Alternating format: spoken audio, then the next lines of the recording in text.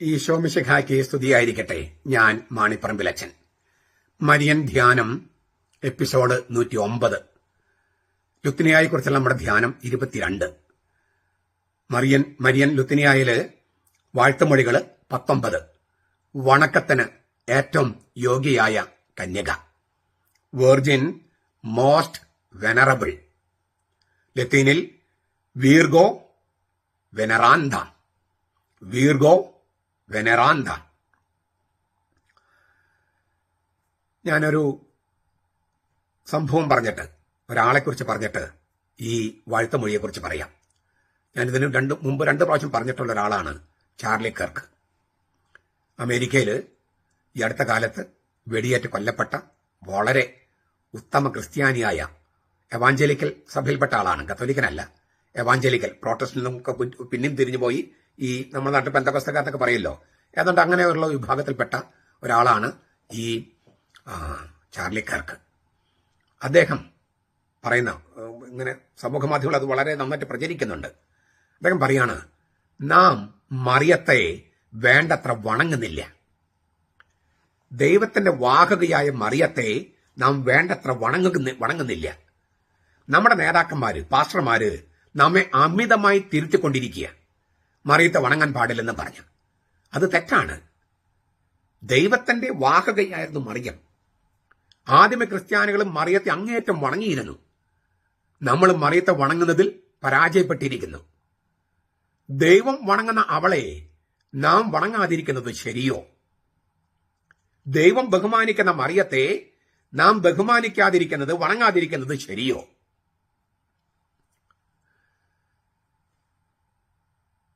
ഈ വണക്കം, നമിക്കുക, നമസ്തേ, ഇതൊക്കെയാണ് ആരാധന എന്നാണ് പെന്തക്കോസ്തക്കാരും ദൈവസഭക്കാരും ക്രിസ്റ്റഡൽഫിയൻസും യഹോവ സാക്ഷികളും ബോണഗൻ ക്രിസ്ത്യൻസും കുറച്ച് പ്രൊട്ടസ്റ്റന്റുകാരൊക്കെ വിചാരിക്കുന്നത്. അതല്ല ആരാധന. പഴയ നിയമത്തിൽ എത്ര പ്രാവശ്യമാണ് ജോസഫിന്റെ സഹോദരന്മാർ ജോസഫിന് മുമ്പിൽ കുമ്പിട്ടുന്നത്? അത് ആരാധനയായിരുന്നു. ദാവീദിന് മുമ്പിൽ, സോളമന് മുമ്പിൽ ആളുകൾ കുമ്പിടുന്നത് അവർ ആരാധിക്കുകയായിരുന്നു. ഏക ദൈവത്തെ മാത്രമേ ആരാധിക്കാവൂ എന്ന് വിശ്വസിച്ചിരുന്ന സമുദായമാണ് ഈ പറയണേ. എത്രയോ പ്രാവശ്യം അവര് കുമ്പിടുന്നു, മുട്ടുകുത്തുന്നു, അങ്ങനെയൊക്കെ ഉണ്ട്. അതൊന്നും ആരാധനയല്ല. എല്ലാ മുട്ടുകുത്തലും, എല്ലാ വണക്കവും, എല്ലാ ഇങ്ങനെ വണങ്ങുന്ന ഇങ്ങനെ കാണിക്കുന്നതും നമിക്കുന്നതും ആരാധനയല്ല. അങ്ങനെയാണ് പെന്തക്കോസ്തക്കാർ വിചാരിക്കുന്നത്, ദൈവസഭക്കാർ വിചാരിക്കുന്നത്. ആരാധന എന്ന് പറയുന്നത് ഒരൊറ്റ സംഗതി മാത്രമാണ്, ബലി മാത്രമാണ് ആരാധന. അത് ഏതെങ്കിലും ബലിയല്ല, മൃഗബലിയല്ല.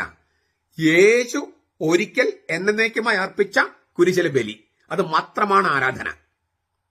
ആ ആരാധനയില് മനുഷ്യവംശത്തിന്റെ, നവീകരിക്കപ്പെട്ട മനുഷ്യവംശത്തിന്റെ മഹാപുരോഹിതൻ, ഏക മഹാപുരോഹിതൻ എന്ന നിലയിൽ യേശു ഒരിക്കൽ എന്നേക്കുമായി അർപ്പിച്ച കുരിശന്റെ ബലി ഇന്ന് നമ്മുടെ മുമ്പിൽ സജീവമാക്കുകയാണ്, സന്നിഹിതമാക്കുകയാണ് വിശുദ്ധ കുർബാന. കർത്താവ് തന്നെയാണ് വിശുദ്ധ കുർബാന അർപ്പിക്കണേ. ദൈവപിതാവനാണ് തന്നെ കൊടുക്കുകയാണ്. കുരിശിലെ ബലി ആവർത്തിക്കേണ്ട കാര്യമില്ല, ആവർത്തിക്കാൻ കഴിയില്ല.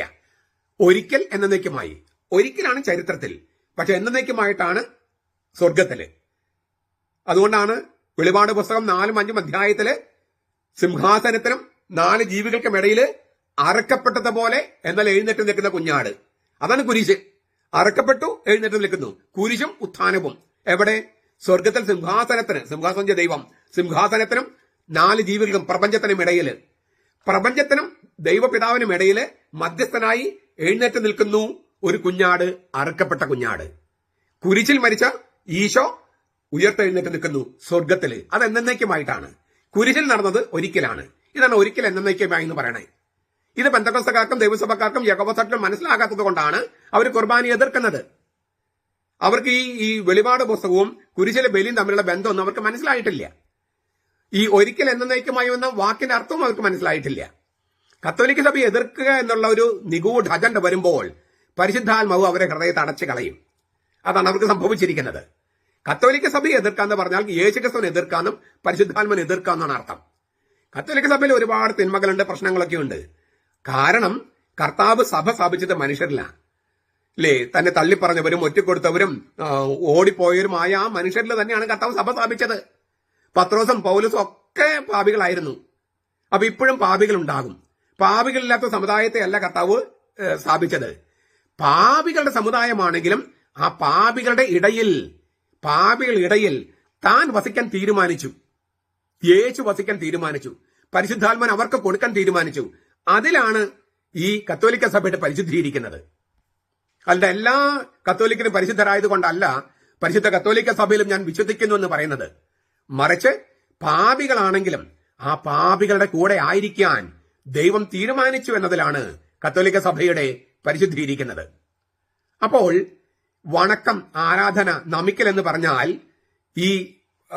അതെല്ലാം നമ്മൾ പറയുന്ന ആരാധനയാകില്ല. ആരാധന എന്ന് പറഞ്ഞ ഒരൊറ്റ സംഗതിയാണ്, അത് ബലിയാണ്, കുരിശിലെ ബലിയാണ്. അങ്ങനെ കുരിശിലെ ബലി നമ്മൾ മാതാവിന് കൊടുക്കുന്നുണ്ടോ? മറിയത്തിന് കൊടുക്കുന്നുണ്ടോ? ഈ പെന്തക്കോസ്താരും ദൈവസഭക്കാരും എന്താ പറയണേ? നമ്മൾ മാതാവിനെ ആരാധിക്കുന്നു. ഒരിക്കലുമില്ല. ആരാധന ബലി മാത്രമാണ്. അത് ദൈവപിതാവിന് മാത്രമാണ് കൊടുക്കുന്നത്. ക്രിസ്തുവാണ് കൊടുക്കുന്നത്. അവൻ ഏക പുരോഹിതനാ. ഞാനടക്കമുള്ള പുരോഹിതന്മാരും വൈദികരെന്ന് പറയുന്നവരൊക്കെ ശുശ്രൂഷകനാണ്. ഒരൊറ്റ പുരോഹിതനേ ഉള്ളൂ, അത് യേശുക്രിസ്തുവാണ്. കത്തോലിക്ക സഭയുടെ മതബോധനം ഞാൻ പറയണേ, ഒരൊറ്റ പുരോഹിതനേ ഉള്ളൂ, അത് യേശുക്രിസ്തുവാ. അവന്റെ പൗരോഹിത്യം കൈമാറ്റം ചെയ്യപ്പെടാൻ പറ്റില്ല. ഇത് തന്നെയാണ് നമ്മളെ പഠിപ്പിക്കുന്നത്. പെന്തക്കോസ്തക്കാരും ഇല്ലേ ദൈവസഭക്കാരും കേൾക്കുക, യേശുവിന്റെ പൗരോഹിത്യം കൈമാറ്റം ചെയ്യുന്നില്ല. മറിച്ച് അവന്റെ പൗരോഹിത്യത്തിൽ നമ്മളെ പങ്കാളികളാക്കുകയാണ്. സാധാരണക്കാരെ രാജകീയ പൗരോഹിത്യത്തിലും വൈദികരെ ശുശ്രൂഷ പൗരോഹിത്യത്തിലും കൈമാറ്റം ചെയ്യല്ല, പങ്കെടുപ്പിക്കുകയാണ്. സ്രഷ്ടാവ് അവന്റെ സൃഷ്ടികർമ്മത്തിൽ മാതാപിതാക്കളെ പങ്കെടുപ്പിക്കുന്നില്ലേ? കൈമാറാണോ? സ്രഷ്ടാവ് തന്റെ അധികാരം കൈമാറാണോ? അല്ല, മാതാപിതാക്കളെ അവന്റെ സൃഷ്ടികർമ്മത്തിൽ പങ്കാളികളാക്കുകയാണ്. സൃഷ്ടികർമ്മത്തിൽ സഹകരിക്കാൻ. ഇതുപോലെ പൗരോഹിത്യത്തിൽ അവന്റെ പൗരോഹിത്യത്തിൽ നമ്മൾ പങ്കാളികളാക്കുകയാണ്. അതുകൊണ്ട് അവർ പൗരോഹിത്യം കൈമാറുകയല്ല. യേശു പൗരോഹിത്യം കൈമാറിയിട്ടില്ല, കൈമാറാൻ കഴിയില്ല. അവൻ മെൽക്കിസെദെക്കിന്റെ ക്രമപ്രകാരമുള്ള പരിശുദ്ധാത്മാന്റെ ക്രമപ്രകാരമുള്ള മഹാപുരോഹിതനല്ലേ? അപ്പോൾ പിന്നെ എന്താണ് വണക്കം എന്ന് പറഞ്ഞാല്? വണക്കം, ആരാധനയും ഞാൻ ഓൾറെഡി പറഞ്ഞു കഴിഞ്ഞു. എങ്കിലും നമുക്കൊരു വചനം കേൾക്കാം. സ്തെഫാനോസ് തന്റെ പ്രസംഗത്തില്, സ്ലീഹന്മാരുടെ നടപടി പുസ്തകത്തിലെ പ്രസംഗത്തില് പറയുന്നുണ്ട്, ദൈവം വീണ്ടും അരുളി ചെയ്തു, അവർ സേവിക്കുന്ന ജനതയെ ഞാൻ ന്യായം വിധിക്കും.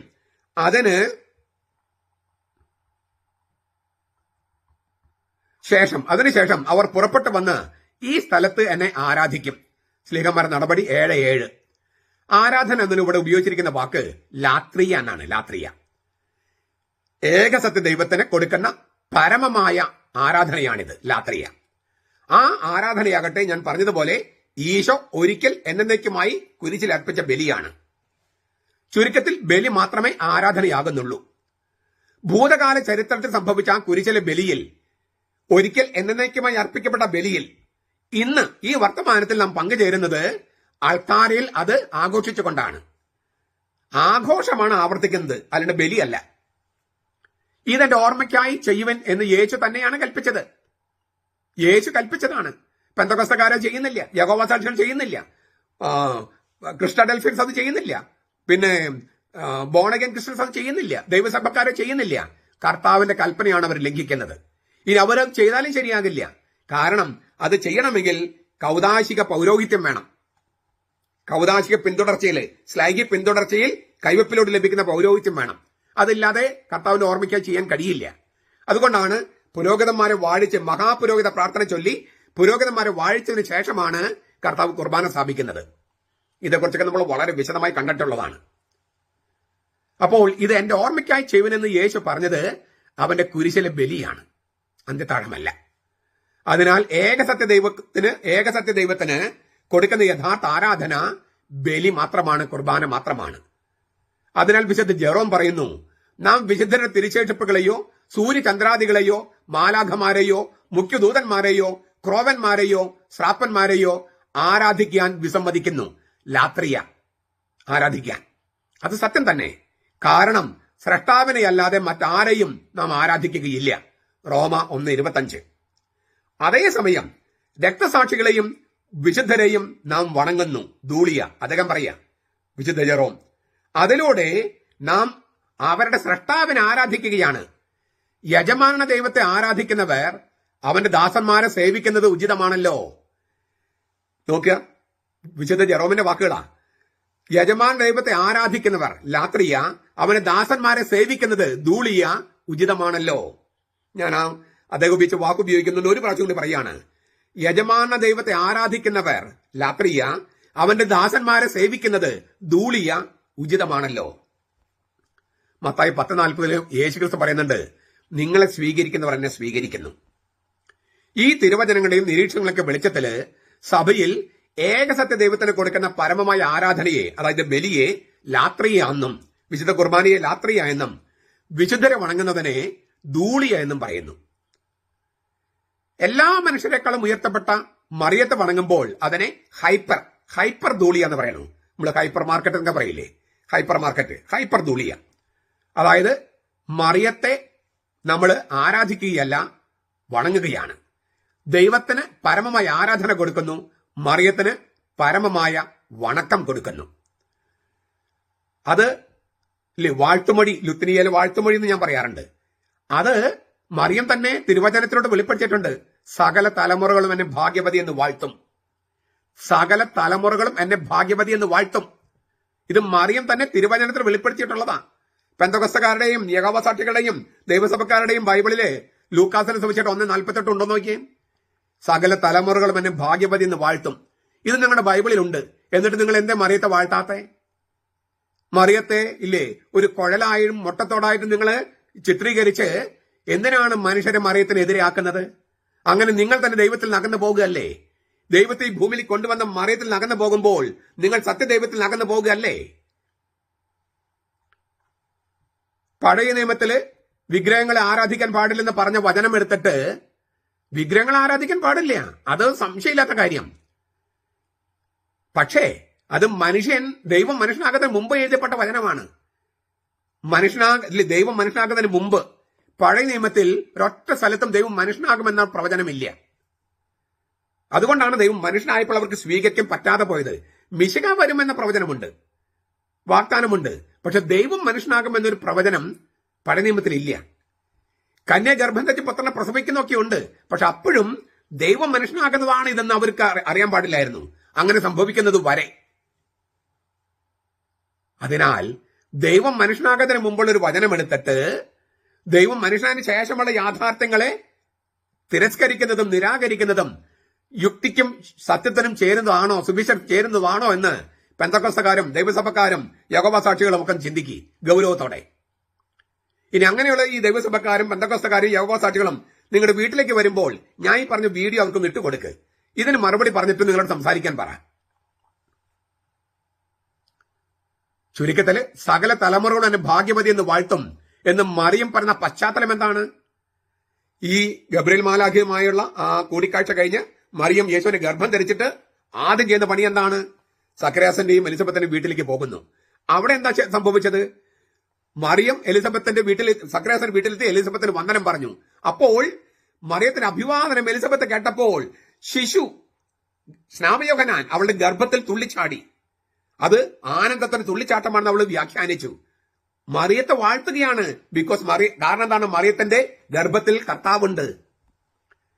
എലിസബത്ത് പരിശുദ്ധാത്മാവ് നിറഞ്ഞവളായി ഉച്ചത്തിൽ ഉദ്ഘോഷിച്ചു, നീ സ്ത്രീകളിൽ അനുഗ്രഹിക്കപ്പെട്ടവൾ. മറിയത്തെ വാഴ്ത്തുകയാണ്. ആര്? പരിശുദ്ധാത്മാവിനാൽ നിറഞ്ഞ എലിസബത്ത്. നീ മറിയമേ സ്ത്രീകളിൽ വാഴ്ത്തപ്പെട്ടവൾ, അനുഗ്രഹിക്കപ്പെട്ടവൾ, നിന്റെ ഗർഭഫലവും അനുഗ്രഹിക്കപ്പെട്ടത്. എന്റെ കർത്താവിന്റെ അമ്മ എന്റെ അടുക്കൽ വന്നു. ഇതെങ്ങനെ സംഭവിച്ചു? നിന്റെ അഭിവാദന സ്വരം എന്റെ ചെവികളിൽ പതിച്ചപ്പോൾ എന്റെ ഗർഭത്തിലെ ശിശു ഗർഭത്തിൽ ആനന്ദം കൊണ്ട് തുള്ളിച്ചാടി. കർത്താവ് തന്നോട് അരുളി ചെയ്ത് നിറവേറുമെന്ന് വിശ്വസിച്ചവൾ ഭാഗ്യവതി. ഇതെല്ലാം കഴിഞ്ഞിട്ടാണ് മറിയം പറഞ്ഞത്, എലിസബത്ത് മാത്രമല്ല, സക്കറിയാസ് മാത്രമല്ല, സകല തലമുറകളും എന്നെ ഇതുപോലെ വാഴ്ത്തും. ഇതല്ലേ നമ്മള് നന്മ നിറഞ്ഞ മറിയമേ സ്വസ്തി കർത്താവ് അങ്ങയുടെ കൂടെ എന്ന് പറഞ്ഞിട്ടുള്ള ആ പ്രാർത്ഥനയെ ചൊല്ലുന്നത്? മാലാഖിയും എലിസബത്തും സക്കറിയാസൊക്കെ പറഞ്ഞു ചേർന്ന ആ വാഴ്ത്തലല്ലേ നമ്മൾ ആവർത്തിക്കുന്നത്? സകല തലമുറകളും ചെയ്യുമെന്ന് തിരുവചനം പറഞ്ഞിരിക്കുന്ന കാര്യമല്ലേ നമ്മൾ ചെയ്യുന്നത്? ഈ തിരുവചനത്തിനെതിരല്ലേ പെന്തക്കോസ്തക്കാര്? ഈ തിരുവചനത്തിനെതിരല്ലേ യഹോവ സാക്ഷികള്? ഈ തിരുവചനത്തിനെതിരല്ലേ ദൈവസഭക്കാരും കൃഷ്ണ ഡൽസേൻസും ബോണഗൻ ക്രിസ്ത്യൻസും ഒക്കെ? തീർന്നില്ല. ലൂക്കാസ് 11:27-28 യേശു ഇത് അരുളി ചെയ്തുകൊണ്ടിരിക്കുമ്പോൾ ജനക്കൂട്ടത്തിൽ ഒരു സ്ത്രീ ഉച്ചത്തിൽ അവനോട് പറഞ്ഞു, നിന്നെ വഹിച്ച ഉദരവും നിന്നെ പാലുട്ടിയ മുലകളും ഭാഗ്യമുള്ളവ. നിന്നെ പ്രസവിച്ച അമ്മ, നിനക്ക് മുലപ്പാല് തന്ന അമ്മ ഭാഗ്യമുള്ളവൾ. ഇത് തന്നെയല്ലേ നമ്മൾ പറയണേ കൊന്തയിലും ലുത്തിനിയായാലും. അപ്പൊ മറിയം യേശു പ്രതിവചിച്ചു, അതെ, എങ്കിലും ദൈവവചനം കേട്ടത് പാലിക്കുന്നവർ കൂടുതൽ ഭാഗ്യവാന്മാർ. ഇത് രണ്ടും മറിയത്തെ കുറിച്ചല്ലേ? കർത്താവ് അരുളിച്ചേറ്റ വചനങ്ങൾ നിറവേറുമെന്ന് വിശ്വസിച്ച ഭാഗ്യവതിയല്ലേ മറിയം? ഇനി ഒരു കാര്യം കൂടി ഞാൻ പറയാം. ഈ മർക്കോസിൽ സുവിശേഷം 14-ാമത്തെ അധ്യായം 3 മുതൽ 9 വരെയുള്ള തിരുവചനങ്ങളില് ബഥാനിയയിലെ തൈലാഭിഷേകം. അപ്പോ ഈ കുഷ്ഠരോഗി യേശുവിന്റെ വീട്ടില് യേശു പന്തിയിലിരിക്കുമ്പോൾ ഒരു സ്ത്രീ ഒരു വൻ കൽഭരണി നിറയെ നാർദിൻ തൈലം, ആസാമിന്ന് ഇല്ലേ പാലസലേക്ക് കയറ്റി അയച്ചിരുന്നതാണ് ഈ നാർദിൻ തൈലം. ആ നാർദിൻ സുഗന്ധ തൈലം അതിന്റെ ഭരണി പൊട്ടിച്ച് യേശു തലയിൽ ഒഴിച്ചു. അവിടെ ഉണ്ടായിരുന്ന ചിലർ അമർഷത്തോടെ അവളെ കുറ്റപ്പെടുത്തിക്കൊണ്ട് പറഞ്ഞു, ഈ തൈലം പാഴാക്കി കളഞ്ഞ എന്തിന്? ഇത് 300-ലധികം ധനാറാക്കി വിറ്റ് ദരിദ്രർക്ക് കൊടുക്കാൻ കഴിയുമായിരുന്നല്ലോ. യേശു പറഞ്ഞു, ഇവളെ വിടുക, എന്തിനാ അവളെ അസഹ്യപ്പെടുത്തുന്നു? ഇവൾ എനിക്ക് നല്ല കാര്യം ചെയ്തിരിക്കുന്നു എന്നെല്ലാം പറഞ്ഞു പോയിട്ട് പറയാണ്, സത്യം സത്യമായി ഞാൻ നിങ്ങളോട് പറയുന്നു, ലോകത്തെവിടെയെല്ലാം സുവിശേഷം പ്രസംഗിക്കപ്പെടുമോ അവിടെയെല്ലാം ഇവൾ ചെയ്ത കാര്യവും ഇവളുടെ ഓർമ്മയ്ക്കായി പ്രസ്താവിക്കപ്പെടും. ആ വചനം നോക്കിയേ, ലോകത്തെവിടെയെല്ലാം സുവിശേഷം പ്രസംഗിക്കപ്പെടുമോ അവിടെയെല്ലാം ഇവൾ ചെയ്ത കാര്യവും ഇവളുടെ ഓർമ്മയ്ക്കായി പ്രസ്താവിക്കപ്പെടും. ഇതല്ലേ നാം വിശുദ്ധരെ ഓർക്കുമ്പോൾ ചെയ്യുന്നത്? വിശുദ്ധരെ വണങ്ങുമ്പോൾ ഇല്ലേ അവർ ചെയ്ത കാര്യം പ്രസ്താവിക്കുകയാണ്. വിശുദ്ധരെ ഇങ്ങനെ വണങ്ങണമെന്ന് കർത്താവ് പറഞ്ഞിട്ടുണ്ടെങ്കിൽ മറിയത്തെ എത്രയധികം വണങ്ങണമെന്ന് ഇനി തെളിവുകൾ നൽകേണ്ട കാര്യമുണ്ടോ? ഞാൻ ഈ പറഞ്ഞൊക്കെ തിരുവചനമല്ലേ? ഇതാണ് ഞാൻ തിരുവചന ജപമാല എന്ന് പറയണേ. അപ്പോൾ മറിയത്തെ സ്നേഹിക്കുന്നവരുണ്ടെങ്കിൽ അവളെ ഇല്ലേ വണക്കത്തിന് ഏറ്റവും യോഗ്യയായ കന്യക എന്ന് നമ്മൾ പറയുന്നതിന്റെ അതിന്റെ സാങ്കത്യം, അതിന്റെ പ്രസക്തിയാണ് ഞാൻ പറഞ്ഞത്. ഇത് നമ്മൾ ചൊല്ലുക മാത്രമല്ല, ഇതിന് ചൊല്ലാനുള്ള തിരുവചന അടിത്തറ എന്തെന്ന് നമ്മൾ കാണുകയാണ്. ഈ അടിത്തറ നിങ്ങൾ പരമാവധി ആളുകളിലേക്ക് പ്രചരിപ്പിക്കണം. അപ്പോൾ കൊന്ത ചൊല്ലുക മാത്രമല്ല, ആ കൊന്തയിലൊരു സുവിശേഷ പ്രഘോഷണമുണ്ട്. പ്രാർത്ഥന തന്നെ സുവിശേഷ പ്രഘോഷണമായി മാറുകയാണ്. അതിന് ഞാൻ നിങ്ങളോട് ആവശ്യപ്പെടുന്നത് തിരുവചന ജപമാല എന്ന പുസ്തകം വാങ്ങിച്ച് വായിച്ച് പ്രാർത്ഥിച്ച് പ്രചരിപ്പിക്കണമെന്നാണ്. അങ്ങനെ പ്രചരിപ്പിക്കുമ്പോൾ പ്രാർത്ഥനയും സുവിശേഷ പ്രഘോഷണം ചേരുമ്പോൾ മറിയത്തെ എതിർക്കുന്ന ആളുകളൊക്കെ കത്തോലിക്ക സഭയിലേക്ക് വരും. അങ്ങനെ വരണം. അപ്പോഴാണ് ഐക്യത പൂർണ്ണമാകുക. സഭയിൽ നിന്ന് വിട്ടുപോയവരെ മുഴുവൻ തിരിച്ചു കൊണ്ടുവരിക എന്നൊരു ദൗത്യം കൂടി മറിയത്തെ ബഹുമാനിക്കുന്നതിലൂടെ നമുക്ക് ഉണ്ടാകണം. മറിയത്തെ ബഹുമാനിക്കുന്നത് ശരിയല്ല എന്ന് വിചാരിക്കുന്ന അവരോട് ഈ കാര്യങ്ങൾ പറഞ്ഞ് ബോധ്യപ്പെടുത്ത എളുപ്പമല്ല. അതുകൊണ്ടാണ് ഞാൻ പറഞ്ഞ ഈ തിരുവചന ജപമാല പുസ്തകം തന്നെ നിങ്ങൾ പ്രചരിപ്പിക്കുക. ബാക്കി കാര്യങ്ങൾ കർത്താവിനും പരിശുദ്ധാത്മാവിനും വിടുക. നമ്മുടെ കർത്താവ് ഈശോ മിശിഹായുടെ കൃപയും പിതാവായ ദൈവത്തിന്റെ സ്നേഹവും പരിശുദ്ധാത്മാവിന്റെ സഹവാസവും നാം എല്ലാവരോടും കൂടി ഉണ്ടായിരിക്കട്ടെ, ഇപ്പോഴും എപ്പോഴും എന്നേക്കും. ആമേൻ. ഈശോ മിശിഹായ്ക്ക് സ്തുതിയായിരിക്കട്ടെ. ഞാൻ മാണിപ്പറമ്പിലച്ചൻ. ഇന്നത്തെ വീഡിയോ നിങ്ങൾ പരമാവധി എറണാകുളത്തെ വിമത വൈദികർക്കും മുന്നേറ്റക്കാർക്കും പിന്നെ അവരെ സപ്പോർട്ട് ചെയ്യുന്ന മറ്റു രൂപതകൾ ആളുകൾക്കും അയച്ചു കൊടുക്കണം. ഞാൻ പറയുന്ന കാര്യങ്ങൾക്ക് അവർക്ക് മറുപടി ഉണ്ടോ, ഞാൻ പറയുന്ന കാര്യങ്ങളുടെ പ്രസക്തി ഉണ്ടോ എന്ന് അന്വേഷിക്കണം.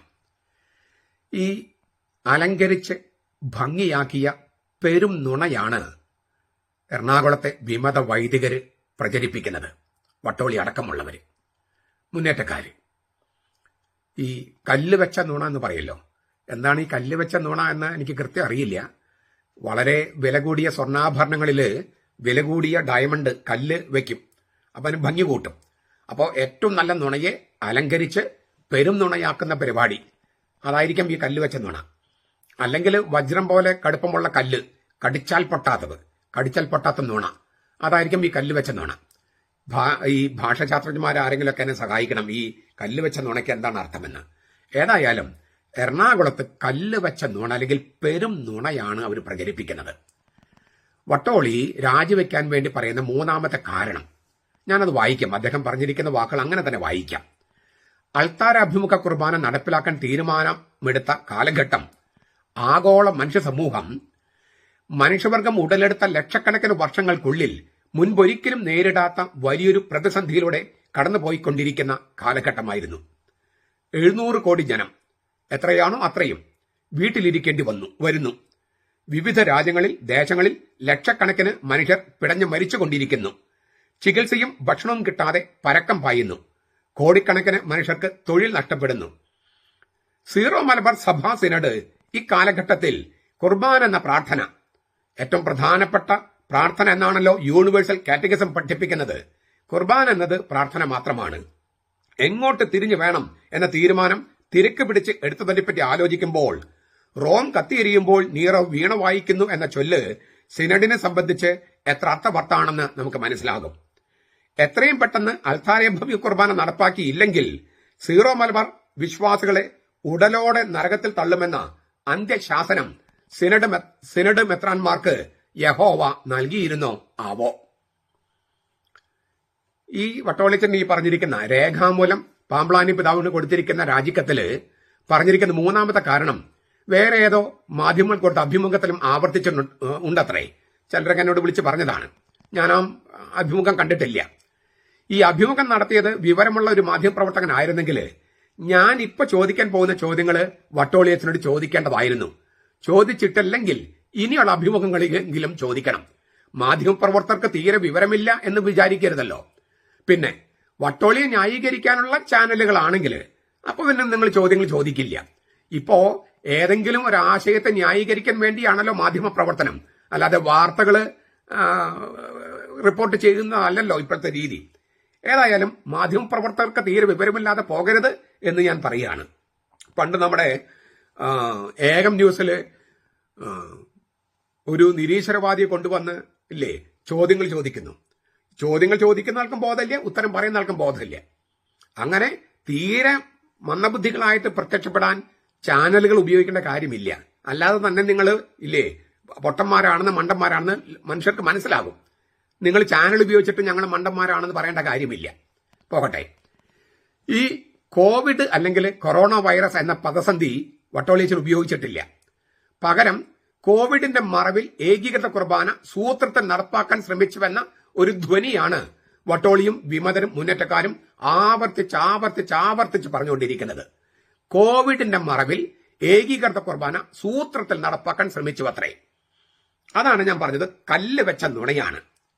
അതിലേക്ക് വരുന്നതിന് മുൻപ്, അതായത് ഇത് കല്ല് വെച്ച നുണയാണെന്ന് ഞാൻ സ്ഥാപിക്കാൻ പോവാണ്. അതിലേക്ക് വരുന്നതിന് മുൻപ് അവരുടെ വ്യാഖ്യാനം വാദത്തിന് വേണ്ടി ശരിയാണെന്ന് സമ്മതിച്ചാലും ചില ചോദ്യങ്ങൾ അവരോട് ചോദിക്കാനുണ്ട്. വട്ടോളിയും വിമതരും മുന്നേറ്റക്കാരും ഉപയോഗിച്ചിരിക്കുന്ന വാക്കുകൾ തന്നെ എടുത്തിട്ട് ഞാൻ ചോദിക്കുകയാണ്. 1, 700 കോടി ജനം എത്രയാണോ അത്രയും വീട്ടിലിരിക്കേണ്ടി വരുന്നു കോവിഡ് കാലത്ത്. അവരെ വീട്ടിൽ നിന്ന് ഇറക്കാനുള്ള തീരുമാനം സീറോ മലബാർ സഭയുടെ മെത്രാന്മാരുടെ സിനഡാണോ എടുക്കേണ്ടിയിരുന്നത്? ഇവര് പറയുന്നത് 700 കോടി ജനം അല്ലെങ്കിൽ എത്ര ജനം ഉണ്ടോ ലോകത്ത് അവര് മുഴുവൻ വീട്ടിലിരിക്കേണ്ടി വന്നു. അതാണ് കോവിഡ് കാലത്ത് ഉണ്ടായത്. അപ്പൊ ഈ വീട്ടിലിരിക്കേണ്ടി വന്ന ആ മനുഷ്യരെ 700 കോടി ജനത്തെ റോഡിലേക്ക് ഇറക്കേണ്ട തീരുമാനം എടുക്കേണ്ടിയിരുന്നത് സീറോ മലബാർ സഭയുടെ മെത്രാൻ സിനഡായിരുന്നു. വീട്ടിലിരിക്കേണ്ടി വന്ന ജനം സഭയുടെ കുർബാനയിൽ പങ്കെടുക്കാനുള്ള സംവിധാനം തന്നെയല്ലേ മെത്രാൻ സിനഡ് എടുക്കേണ്ടിയിരുന്നത്? ലോകം മുഴുവൻ അടച്ചുപൂട്ടി വീട്ടിലിരിക്കേണ്ടി വന്നപ്പോൾ ആ ജനം സഭയുടെ കുർബാനയിൽ പങ്കെടുക്കാനുള്ള സംവിധാനം തന്നെയല്ലേ മെത്രാൻ സിനഡ് എടുക്കേണ്ടിയിരുന്നത്? അതല്ലേ മെത്രാൻ സിനഡ് എടുത്തത്? അതിൽ പരിശുദ്ധാത്മാവിന്റെ പ്രചോദനം അവർക്കുണ്ടായില്ലേ? ഉണ്ടായി എന്നാണ് ഞാൻ വിശ്വസിക്കുന്നത്. അല്ലാതെ 700 കോടി ജനത്തെ വീട്ടിലിരിക്കാതെ വഴിയിലേക്ക് ഇറക്കി വിടാനോ ആ തീരുമാനമാണോ മെത്രാൻ സിനഡ് എടുക്കേണ്ടിയിരുന്നത്? ഇവരുടെ പറച്ചിൽ കേട്ടതൊന്നും അത് മെത്രാൻ സിനഡ് എടുക്കാത്തത് കൊണ്ടാണ് 700 കോടി ജനം വീട്ടിലിരിക്കേണ്ടി വന്നതെന്ന് കോവിഡ് കാലത്ത്. 2, വിവിധ രാജ്യങ്ങളിൽ ദേശങ്ങളിൽ ലക്ഷക്കണക്കിന് മനുഷ്യർ പിടഞ്ഞ് മരിച്ചുകൊണ്ടിരിക്കുന്നു. അങ്ങനെ മരിക്കുന്നവർ അവസാനം ആഗ്രഹിക്കുന്ന എന്തായിരിക്കും? സഭയുടെ കുർബാന, മാർപ്പാപ്പ ആവശ്യപ്പെട്ട കുർബാന, സാധുവും നിയമാനുസൃതമായ കുർബാന, അതിൽ പങ്കെടുത്ത് മരിക്കുക, അതല്ല ആഗ്രഹിക്കുക. വിവിധ രാജ്യങ്ങളിൽ ദേശങ്ങളിൽ ലക്ഷക്കണക്കിന് മനുഷ്യർ പിടഞ്ഞു മരിക്കുന്നു. മരിക്കുന്നതിന് മുമ്പ് സഭയുടെ കുർബാനയിൽ പങ്കെടുത്ത് മരിക്കാനല്ലേ ആളുകൾ ആഗ്രഹിക്കുക? വിശ്വാസികൾ അങ്ങനെയാണ് ആഗ്രഹിക്കുക. അല്ലാതെ ലക്ഷക്കണക്കിന് മനുഷ്യർ പിടഞ്ഞു വീഴുന്നത് ഒഴിവാക്കാൻ സീറോ മലബാർ സഭയുടെ മെത്രാൻ സിനഡിന് കഴിയുമായിരുന്നോ? വിവിധ രാജ്യങ്ങളിൽ ദേശങ്ങളിൽ ലക്ഷക്കണക്കിന് മനുഷ്യർ ചത്തും മരിച്ചുകൊണ്ടിരിക്കുന്നു. അത് ഒഴിവാക്കാൻ മെത്രാൻ സിനഡിന്റെ തീരുമാനത്തിന് കഴിയുമായിരുന്നോ? ഇവരെ പറച്ചിൽ കേട്ട തോന്നൂല അങ്ങനെ കഴിയുമായിരുന്നെന്ന്, എന്നിട്ട് അത് എടുത്തില്ലെന്ന്. ചോദ്യങ്ങൾ ചോദിക്കുമ്പോൾ ഒരല്പം ബുദ്ധി, ദൈവം കുറെ അല്പം ബുദ്ധി തന്നിട്ടില്ലേ? അത് ദൈവജനൊക്കെ വായിച്ചാൽ കുറച്ചുകൂടി ബുദ്ധി കൂടും, സഭയെ അനുസരിച്ചാൽ കുറച്ചുകൂടി ബുദ്ധി കൂടും. ഇല്ലെങ്കിൽ ഹൃദയം അടയുന്നത് പോലെ തന്നെ മന്ദബുദ്ധികളായി മാറും. വട്ടോളിക്ക് സംഭവിച്ചിരിക്കുന്നത് അതാണ്. എന്നിട്ട് അത് ഏറ്റുപിടിക്കാനായിട്ട് കുറെ വിമത വൈദികര്. അത്ഭുതം എന്നെ വിസ്മയിപ്പിക്കുന്നതൊന്നുമല്ല. എറണാകുളത്ത് ഈ മണ്ടന്മാർക്ക് ഓശാന പാടാൻ ബുദ്ധിയുള്ള ഇരിങ്ങാലക്കുടക്കാരും കുറച്ചു പേരുണ്ട്. അതെനിക്ക് അത്ഭുതമാണ്. എറണാകുളത്ത് തന്നെ ഇവര് കുർബാന ഈ സഭയെ എതിർക്കുന്നത് കൊണ്ട് ഹൃദയം കഠിനമായി, മനസ്സ് മന്ദീഭവിച്ചു പോയി. ഇരിങ്ങാലക്കുടയിൽ എന്ത് സംഭവിച്ചു? ഈ മണ്ടന്മാരുടെ അതേ വ്യാഖ്യാനം അവിടെ ഏറ്റുപിടിക്കുന്ന എങ്ങനെയാ? 3, ചികിത്സയും ഭക്ഷണവും കിട്ടാതെ ജനം പരക്കം പായുന്നു. അപ്പൊ ഇവിടത്തൊരു ചെറിയ പ്രശ്നമുണ്ട്. 700 കോടി ജനവും വീട്ടില് ഇരിക്കേണ്ടി വന്നു എന്ന് പറഞ്ഞിട്ട് ജനം പരക്കം പായുന്നു എന്നും പറയുന്നുണ്ട് വട്ടോളി. എന്തെങ്കിലും ആവട്ടെ, തീർച്ചയായും സഭയുടെ കീഴിലുള്ള പല പള്ളികളും സ്ഥാപനങ്ങളും പ്രസ്ഥാനങ്ങളും ചികിത്സയും ഭക്ഷണവും കൊടുത്തിരുന്നു. നമ്മളതിൽ വലിയ മാതൃകയായിരുന്നു. കത്തോലിക്ക സഭ വളരെ മാതൃകയായിരുന്നു. എങ്കിലും ഒരു ചോദ്യം, സീറോ മലബാർ സഭയുടെ മെത്രാൻ സിനഡ് ആണോ, സർക്കാരാണോ ഭൗതികമായി ചികിത്സയും ഭൗതികമായി ഭക്ഷണവും എത്തിച്ചു കൊടുക്കേണ്ടിയിരുന്നത്? അത് സർക്കാരിന്റെ പണിയല്ലേ? സഭ ഒരു ആധ്യാത്മിക സ്ഥാപനമല്ലേ?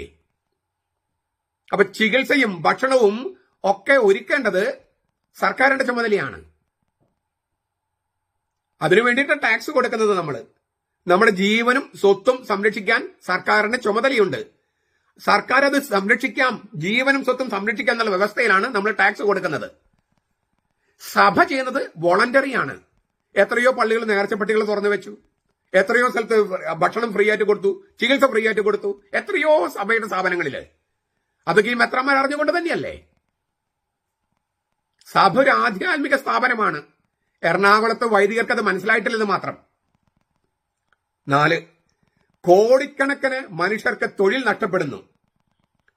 അങ്ങനെ തൊഴിൽ നഷ്ടപ്പെടുന്നവർക്ക് തൊഴിൽ നൽകാൻ വേണ്ടിയായിരുന്നോ ഈ വട്ടോളിയും വിമത വൈദികരും മുന്നേറ്റക്കാരും ജനങ്ങളെ തെരുവിലിറക്കി മെത്രാൻ സിനഡിനെതിരെ പ്രതിഷേധ യോഗങ്ങളും പ്രതിഷേധ റാലികളും സംഘടിപ്പിച്ചത്?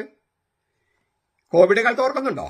കോവിഡ് കാലത്ത് തന്നെ ഈ മെത്രാൻ സിനഡിന്റെ തീരുമാനം വന്നപ്പോൾ അതിനെതിരെ പുറത്തിറങ്ങി പ്രകടനം നയിച്ചവരാണ് വിമത വൈദികരും മുന്നേറ്റക്കാരും.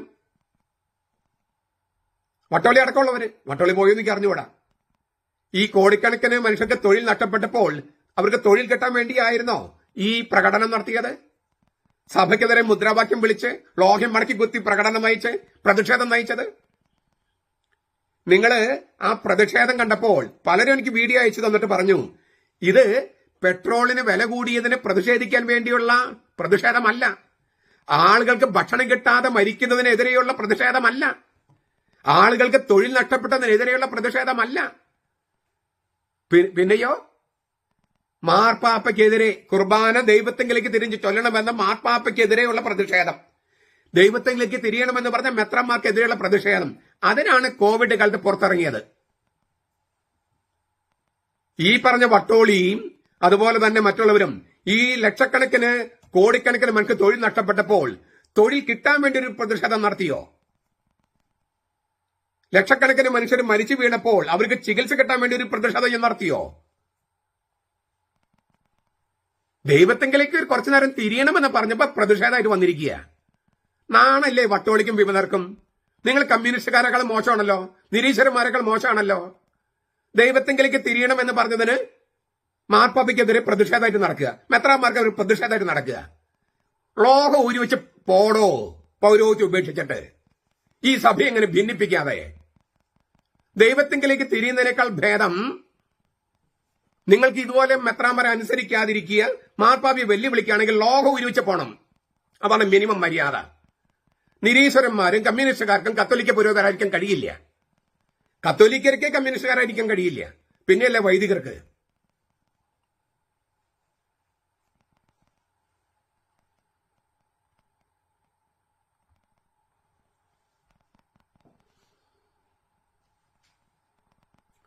ജനത്തിന് മുഴുവൻ കോവിഡ് എന്ന മഹാമാരി ബാധിച്ചാലും ജനങ്ങളെ ബാധിച്ചാലും സാരമില്ലെന്നും പറഞ്ഞ് അവരെ മുഴുവൻ തെരുവിലിറക്കിയത് ദൈവത്തെങ്കിലേക്ക് തിരിയണമെന്ന് പറഞ്ഞതിന്റെ പേരിലാണ്. ഭയങ്കര കരുതലായിരുന്നു ജനങ്ങളോട്, വട്ടോളിക്കും വിമതർക്കും മുന്നേറ്റക്കാർക്കും. കോവിഡ് മൂലം തൊഴിൽ നഷ്ടപ്പെട്ടവർക്ക് തൊഴിൽ കൊടുക്കലാണോ സീറോ മലബാർ മെത്രാൻ സിനഡിന്റെ ലക്ഷ്യം? ഇപ്പോഴത്തെ ലയോൺ മാർപ്പാപ്പ പറഞ്ഞു കേട്ടോ, ലോകത്തെ സകല യുദ്ധങ്ങളും പ്രശ്നങ്ങളും അവസാനിപ്പിക്കലല്ല എന്റെ പണി. മറിച്ച് ആ പ്രശ്നങ്ങൾക്കിടയിൽ സുവിശേഷം കൊണ്ടുചെല്ലാനും ക്രിസ്തുവിനെ കൊണ്ടുചെല്ലാനുമാണ്. പട്ടോളി കേൾക്കുന്നുണ്ടോ? ഇപ്പോഴത്തെ മാർപ്പാപ്പ പറഞ്ഞത്. മാർപ്പാപ്പ നിങ്ങൾക്ക് ആരും അല്ലായിരിക്കാം, എന്നാലും കത്തോലിക്കർക്ക് മാർപ്പാപ്പ വലുതാണ്. അദ്ദേഹം പറഞ്ഞത് ലോകത്തെ സകല യുദ്ധങ്ങളും പ്രശ്നങ്ങളും അവസാനിപ്പിക്കലല്ല മാർപ്പാപ്പയുടെ ചുമതല, അത് രാഷ്ട്രീയ നേതൃത്വത്തിനും അല്ലാത്ത നേതൃത്വങ്ങൾക്കുമാണ്. മറിച്ച് ഇങ്ങനെ പ്രശ്നങ്ങളുള്ള സ്ഥലത്ത് സുവിശേഷവുമായി ചെന്ന് ക്രിസ്തുവിന്റെ സാന്നിധ്യം അവിടെ കൊടുക്കുക. ക്രിസ്തുവിന്റെ സാന്നിധ്യമാണ് സമാധാനം, അല്ലാതെ പ്രശ്നങ്ങൾ ഉണ്ടാകാതിരിക്കുന്നതല്ല. യുദ്ധങ്ങളുടെ അസാന്നിധ്യം അതല്ല സമാധാനം. യുദ്ധമില്ലാത്ത അവസ്ഥ അതല്ല സമാധാനം. യുദ്ധത്തിനിടയിലും ക്ലേശങ്ങൾക്കിടയിലും ഉപദ്രവങ്ങൾക്കിടയിലും രോഗങ്ങൾക്കിടയിലും ക്രിസ്തുവിന്റെ സാന്നിധ്യം അനുഭവിക്കാൻ കഴിയുക, അതിനാണ് സമാധാനം എന്ന് പറയണേ. അതാണ് മാർപ്പാപ്പ ഉറപ്പുവരുത്തേണ്ടത്, മെത്രാൻസിനോട് ഉറപ്പുവരുത്തേണ്ടത്. അതല്ലേ അവർ ഉറപ്പുവരുത്തിയത്. ഇതെല്ലാം മെത്രന്മാർക്ക് അയച്ചു കൊടുക്കണം. എന്റെ ഈ വീഡിയോ അവർ ചെയ്ത നല്ല കാര്യമാണ് ഞാൻ പറയണേ. ഞാൻ അവർ ചെയ്ത ഒരുപാട് മോശം കാര്യങ്ങൾ പറഞ്ഞിട്ടുണ്ട്, പക്ഷെ ഇപ്പൊ ഞാൻ അവർ പറഞ്ഞ നല്ല കാര്യം പറയണേ. ഇതൊന്നും അയച്ചു കൊടുക്കൂ അവർക്ക്. നിങ്ങളുടെ സ്നേഹിതന്മാരെ മെത്രന്മാർക്കൊക്കെ ഈ വീഡിയോ അയച്ചു കൊടുക്കൂ. സഭ ഒരു ആരാധനാ സമുദായമാണ്, ഒരു ആധ്യാത്മിക പ്രസ്ഥാനമാണ്. അവിടെ ആധ്യാത്മിക കാര്യങ്ങൾ തന്നെയാണ് തീരുമാനിക്കേണ്ടത്. പ്രത്യേകിച്ചും കോവിഡ് പോലൊരു മഹാമാരി ലോകത്തെ വിഴുങ്ങിയപ്പോൾ മനുഷ്യര് പെട്ടെന്ന് മരിച്ചു വീഴുമ്പോൾ അവർക്ക് വേണ്ടത് ആധ്യാത്മികമായിട്ട് തന്നെ ഒരു സംഗതിയാണ്. അതെന്താണ്? സഭ കൽപ്പിച്ച, മാർപ്പാപ്പ കൽപ്പിച്ച കുർബാന ഒക്കെ കിട്ടുക. അവർക്കത് ഏറ്റവും വലിയ നിധിയാണ്. തിരുപ്പാധയം എന്നാണ് പറയുക മരിക്കുന്നവർ കുർബാന സ്വീകരിക്കുമ്പോൾ. തിരുപ്പാധയം എന്ന് പറഞ്ഞാൽ പൊതിച്ചോറ്, ആധ്യാത്മിക പൊതിച്ചോറാണ് ഈ ദിവ്യകാരുണ്യം. അത് സഭയുടെ കുർബാന അർപ്പിച്ചാലാണ് അവർക്ക് ആ ദിവ്യകാരുണ്യം സ്വീകരിക്കാൻ പറ്റുക. ആധ്യാത്മികമായിട്ടെങ്കിലും ചിലപ്പോൾ നമുക്ക് കോവിഡ് കാലത്ത് ഓൺലൈനിലാണ് കുർബാന കണ്ട് നമ്മൾ ആത്മീയമായിട്ട് കുർബാന സ്വീകരിക്കുകയായിരുന്നു. അത് പക്ഷേ സഭയുടെ കുർബാന കിട്ടിയാലേ ജനങ്ങൾക്ക് തൃപ്തിയാകുള്ളൂ. ഈ വട്ടോളിയുടെ കുർബാന അർപ്പിച്ചാൽ കിട്ടില്ല. അത് സഭയെ നിർദ്ദേശിച്ച തരത്തിലല്ല. അപ്പോൾ സഭ ഒരു ആരാധനാ സമുദായമാണെന്നും ഒരു ആധ്യാത്മിക പ്രസ്ഥാനമാണെന്നും കോവിഡ് പോലെ മഹാമാരിയിലും മനുഷ്യർക്ക് ആധ്യാത്മികമായിട്ട് കർത്താവിന് തന്നെ വേണ്ടതെന്നും മെത്രാന്മാർ തിരിച്ചറിഞ്ഞു എന്നുള്ളത് പരിശുദ്ധാത്മാവിന് വലിയൊരു പ്രചോദനമായിരുന്നു. അത് കോവിഡ് കാലത്ത് തീരുമാനിച്ചതും വളരെ വലിയ പ്രചോദനമായിരുന്നു. കാരണം സഭ ഒരു ആധ്യാത്മിക പ്രസ്ഥാനമാണെന്ന് മെത്രാൻസിനോട് അസന്നിഗ്ധമായി പ്രഖ്യാപിക്കുകയായിരുന്നു. അത് പരിശുദ്ധാത്മാവിന്റെ പ്രചോദനത്തിൽ മെത്രാന്മാരെടുത്ത തീരുമാനത്തെ പരിശുദ്ധാത്മാവിനെ നയിക്കപ്പെടാത്ത വിമത വൈദികരും മുന്നേറ്റക്കാരും എതിർക്കുകയായിരുന്നു. പരിശുദ്ധാത്മാവിനെയാണ് അവർ എതിർത്തത്. പരിശുദ്ധാത്മാവിനോടാണ് അവർ മല്ലിട്ട് നിൽക്കുന്നത്. ഇപ്പോൾ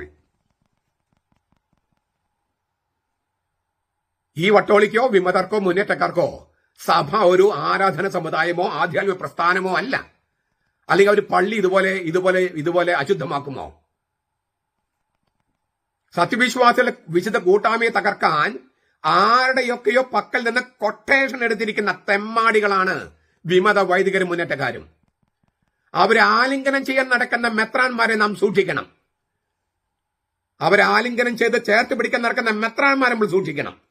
അവര് അന്നത്തെ മെത്രാൻസിന്റെ ഒരു തീരുമാനത്തിന്, പരിശുദ്ധാത്മാവിന്റെ പ്രചോദനത്തിലെടുത്ത തീരുമാനത്തിന്, സഭ ഒരു ആരാധനാ സമുദായമാണെന്നും ആധ്യാത്മിക പ്രസ്ഥാനമാണെന്നുമുള്ള ആ വെളിച്ചത്തിലെടുത്ത തീരുമാനത്തിന് കോടാലി വെക്കുന്നവരാണ് ഈ പറഞ്ഞ ഈ വിമത വൈദികരെയും മുന്നേറ്റക്കാരെയും ആലിംഗനം ചെയ്യുന്ന മെത്രാന്മാര്. അവരെ മാറ്റി നിർത്താൻ മറ്റ് മെത്രാന്മാരെ തയ്യാറാകുന്നില്ല എന്നുള്ളത് വലിയ സങ്കടമാണ്. ഇനി ഇപ്പൊ ഞാൻ ചോദിച്ച ചോദ്യങ്ങൾക്ക് ഉത്തരം നൽകണം കേട്ടോ. കോവിഡ് കാലത്ത് മെത്രാൻസിനോട് എടുത്തത് വളരെ നല്ല തീരുമാനമായിട്ടാണ് എനിക്ക് ബോധ്യപ്പെട്ടത്. കാരണം ഞാൻ ലിറ്റർജിയോട് താല്പര്യമുള്ള വ്യക്തി ആയതുകൊണ്ട് മാത്രമല്ല, മറിച്ച് അങ്ങനെയുള്ള ഒരു പ്രതിസന്ധിയിൽ, മഹാമാരിയിൽ ഒരു മെത്രാൻസിനിടെ ചെയ്യേണ്ട ഏറ്റവും നല്ല കാര്യമായിരുന്നു ആധ്യാത്മികമായിട്ട് ജനങ്ങളെ ഒരുക്കി രോഗശാന്തിക്കാണെങ്കിലും മരണത്തിനാണെങ്കിലും അവർക്ക് കർത്താവിന്റെ സാന്നിധ്യം ഉറപ്പുവരുത്താൻ, കർത്താവിന്റെ കുർബാന പങ്കെടുക്കാനുള്ള ആ സാഹചര്യം ഉറപ്പുവരുത്താൻ അവരെടുത്ത തീരുമാനം അല്ലേ എന്ന് ചോദിക്കൂ.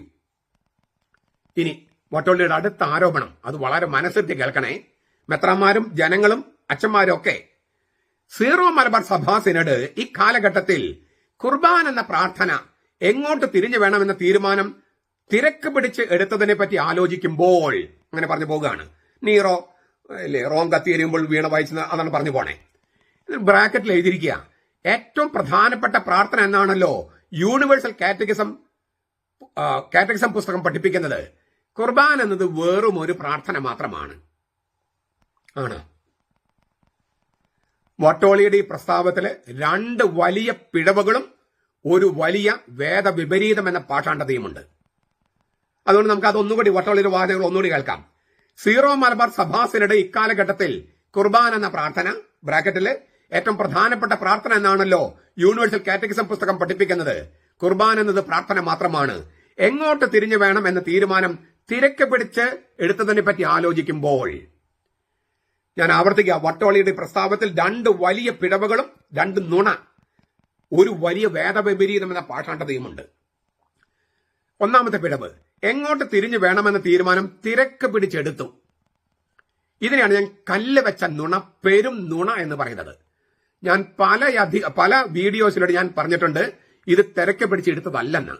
1999 ഏകീകൃത കുർബാന ചൊല്ലാൻ, ഇപ്പൊ നമ്മൾ പറഞ്ഞ 50-50 എന്ന് പറഞ്ഞ ഏകീകൃത കുർബാന ചൊല്ലാൻ മെത്രാൻ സിനഡ് ഐകകണ്ഠേന തീരുമാനിച്ചത്. അതിന് കാരണമുണ്ട്. 1986 അങ്ങനെ ഒരു തീരുമാനം എടുത്തിരുന്നു. മാർപ്പാപ്പ ജോൺ പോൾ രണ്ടാമൻ മാർപ്പാപ്പ കോട്ടയത്ത് വന്ന് മുഴുവൻ അൾത്താരാഭിമുഖമായി കുർബാന ചൊല്ലി ഈ കുർബാന ഉദ്ഘാടനം ചെയ്തു. അതെല്ലാ രൂപത്തിൽ നടപ്പാക്കാൻ ഒരു തീരുമാനം എടുത്തിരുന്നു.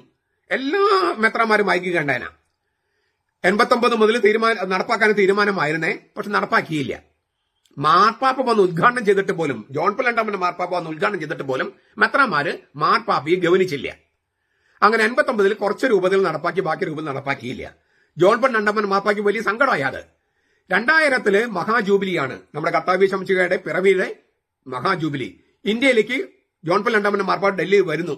അതിനു മുമ്പ് ഇത് നടപ്പാക്കണമെന്ന് വത്തിക്കാനെന്ന് നിർദ്ദേശം വന്നതിന്റെ വെളിച്ചത്തിൽ 99 എല്ലാ മെത്രാന്മാരും, അന്നത്തെ എല്ലാ മെത്രാന്മാരും ഐകകണ്ഠേന തീരുമാനിച്ചു ഏകീകൃത കുർബാന നടപ്പാക്കാൻ. 1999 അവിടെയും അപ്പോഴും തീരുമാനമെടുത്തെങ്കിലും ചില മെത്രാന്മാർ അപ്പോഴും മാർപ്പാപ്പയെ ധിക്കരിച്ചു. ഈ പച്ചന്മാര് മാർപ്പാപ്പയെ ധിക്കരിക്കുന്ന കാണുമ്പോൾ എനിക്ക് അത്ഭുതം തോന്നണില്ല. സങ്കടമുണ്ട്, അത്ഭുതമില്ല. എന്താ കാര്യം? ഇതിനുമ്പ് മെത്രാന്മാരാണ് മാർപ്പാപ്പയെ ധിക്കരിച്ചുകൊണ്ടിരുന്നത്. മാർപ്പാപ്പയെ ധിക്കരിക്കുന്നത് ശരിയല്ല എന്ന് ഞാൻ ചില മെത്രാന്മാരുടെ പറഞ്ഞതിന്റെ പേരിലാണ് എന്നെ ധിക്കാരിയായി മുദ്ര കുത്തിയത്. മാർപ്പാപ്പയെ നിങ്ങൾ ഏകീകൃത കുർബാന ചൊല്ലാമെന്ന് തീരുമാനമെടുക്കുകയും അത് മാർപ്പാപ്പ ആവശ്യപ്പെട്ടിട്ടാണ്, എന്നിട്ട് തീരുമാനമെടുക്കുകയും ഒപ്പുവെച്ചതിനു ശേഷം അതിന് കടകവിരുദ്ധമായി മാർപ്പാപ്പയെ ധിക്കരിച്ചുകൊണ്ട് അതത് രൂപതകളിൽ തോന്നിയ പോലെ അല്ലേ ജനാഭിമുഖം ചൊല്ലുന്നത് ശരിയല്ല എന്ന് ഞാൻ എന്റെ മെത്രാനടക്കമുള്ള മെത്രാന്മാർ പറഞ്ഞതിന്റെ പേരിലാണ്, മാർപ്പാപ്പയെ അനുസരിക്കണമെന്ന് മെത്രാന്മാർ പറഞ്ഞതിന്റെ പേരിലാണ് ഞാൻ ധിക്കാരിയാണെന്ന് പറഞ്ഞ് മുദ്രകുത്തി സകല സ്ഥലത്തേക്കും പ്രചരിപ്പിച്ചത്. ഇപ്പൊ ഈ പുതുവാരി വന്നിട്ട് കുറെ അച്ഛന്മാരുണ്ട്, അവരോടും ഇത് ഇങ്ങനെ പ്രചരിപ്പിക്കുകയാണ്. അവരെന്റെ വീഡിയോസ് കാണുന്നില്ല, കാണാൻ പാടില്ലെന്ന് പറഞ്ഞിരിക്കുക. നമ്മൾ എന്ത് ചെയ്യും? എവിടെ ചെന്നാണ് ഇത് നമ്മൾ അല്ലേ ഞാൻ പറഞ്ഞത് സത്യമാണെന്ന് ബോധ്യപ്പെടാൻ കർത്താവ് തന്നെ അവസരം ഒരുക്കുകയാണെന്ന് ഞാൻ വിചാരിക്കണം. അല്ലാതെ ഞാൻ എന്ത് ചെയ്യും? മാർപ്പാപ്പയെ അനുസരിക്കണമെന്ന് പറഞ്ഞ് ഞാൻ ധിക്കാരിയായി. മാർപ്പാപ്പയെ അനുസരിക്കാമെന്ന് എഴുതി ഒപ്പിട്ടിട്ട് മാർപ്പാപ്പയെ തന്നെ ധിക്കരിച്ചു മെത്രാന്മാര്. അവര് കാമന്മാരുമായി. ഇപ്പോ അവര് പറയുന്നത് ഞാൻ അച്ഛന്മാരെ അനുസരിക്കുന്നില്ല. എന്താ കാര്യം? അവര് തന്നെ മാർപ്പാപ്പയെ ധിക്കരിച്ചു മെത്രാന്മാര്. അങ്ങനെ അതാ ഞാൻ പറഞ്ഞത്, അവരുടെ ധാർമ്മിക ബോധം നഷ്ടപ്പെട്ടു പോയി, ധാർമ്മിക ശക്തി നഷ്ടപ്പെട്ടു പോയി. അവര് തന്നെ ധിക്കാരികൾ കൂട്ടത്തിലായിരുന്നു. നമ്മൾ അനുസരണക്കേട്ട് ജീവിക്കുമ്പോൾ നമ്മുടെ ധാർമ്മിക ശക്തി ചോർന്നു പോകും. അത് മെത്രാന്മാർക്ക് സംഭവിച്ചത് കൊണ്ടാണ് ഇപ്പൊ അവർക്ക് നടപ്പാക്കാൻ നമ്മൾ വാഴപ്പിണ്ടി എന്ന് വിളിക്കുന്നില്ലേ. എന്താ അവർ വാഴപ്പിണ്ടി ആയി പോയത്? അവർ വർഷങ്ങളോളം മാർപ്പാപ്പയെ ധിക്കരിച്ചുകൊണ്ടിരുന്നു. അപ്പോൾ അവർക്ക് നട്ടലുണ്ടാകില്ല, ചങ്കുറപ്പുണ്ടാകില്ല. കാരണം അവർ ധാർമ്മിക ശക്തി ചോർന്നു പോയി. ഇപ്പോഴും അവർക്ക് കിട്ടിയിട്ടില്ല. തിരിച്ചു കിട്ടണമെങ്കിൽ, അവർ ചങ്കുറപ്പ് തിരിച്ചു കിട്ടണമെങ്കിൽ മാർപ്പാപ്പയെ അനുസരിച്ചുകൊണ്ട് 4 പ്രാവശ്യം ഫ്രാൻസിസ് മാർപ്പാപ്പ പറഞ്ഞ കാര്യം സീറോ മലബാർ സഭയിൽ നടപ്പാക്കണം. നടപ്പാക്കുമ്പോൾ അവർക്ക് ധാർമ്മിക ശക്തി തിരിച്ചു കിട്ടും. മെത്രാന്മാരുടെ കാര്യം ഞാൻ പറയണേ. 1999 മെത്രാൻ സിനഡ് ഐകകണ്ഠേന ഏകീകൃത കുർബാന തീരുമാനിച്ചത്. പക്ഷേ എന്നിട്ടും കുറച്ച് മെത്രാന്മാര് ഒപ്പുവയ്ക്കും ധിക്കരിക്കും, ഒപ്പുവയ്ക്കും ധിക്കരിക്കും. നേരും നെറിവുമില്ല എന്നാണ് പറയുക. മെത്രാന്മാരായതുകൊണ്ട് ഞാൻ ആ ഭാഷ ഉപയോഗിക്കുന്നില്ല. വാസ്തവത്തില് ഈ 1999 തീരുമാനം, 1999 തീരുമാനം ചരിത്രപ്രധാനമായ തീരുമാനമാണ്.